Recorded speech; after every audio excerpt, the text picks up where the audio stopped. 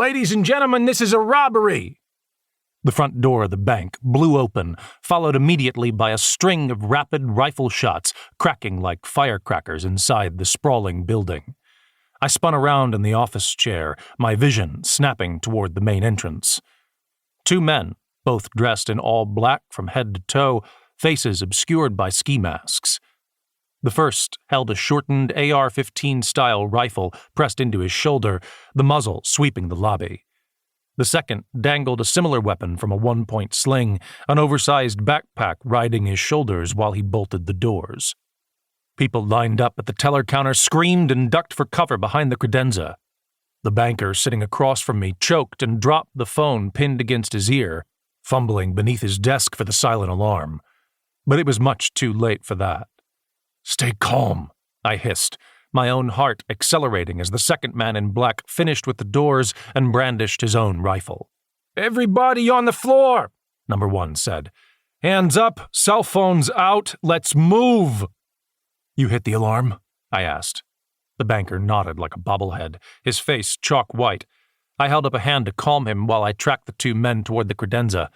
Number 1 kept his rifle at the ready while Number 2 corralled the bank customers into the lobby. Maybe 10 of them, now all lying face down on the dingy carpet, hands and legs splayed, cell phones spinning into a pile.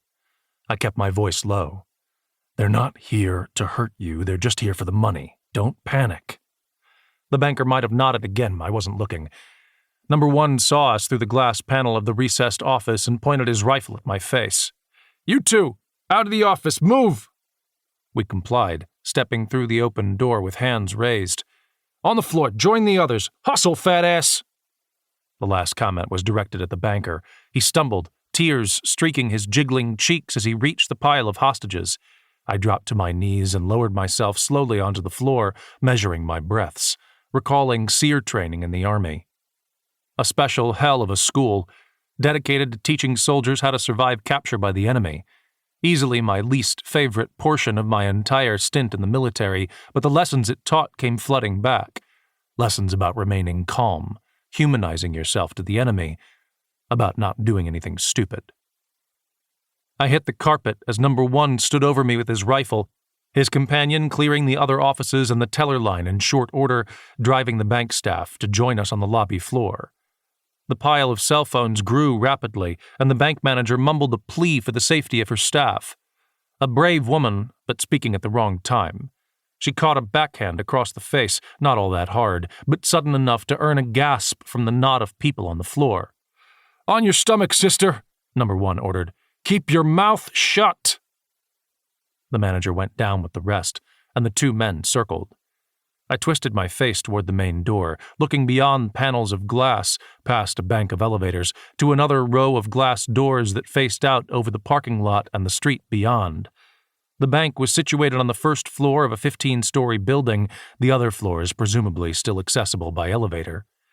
If the silent alarm hadn't worked, an office worker exiting the elevators would see us soon enough. This wasn't a well-conceived robbery. I remained loose. "All right, here's how it's going to go down," Number 1 shouted through his ski mask. I noted an East Coast accent, definitely American by birth, not New England. His tone sounded more central, but still carried that snap and pop of big city energy.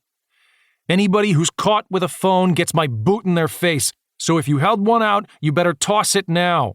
We're not here to hurt you, we just want the money, am I clear?"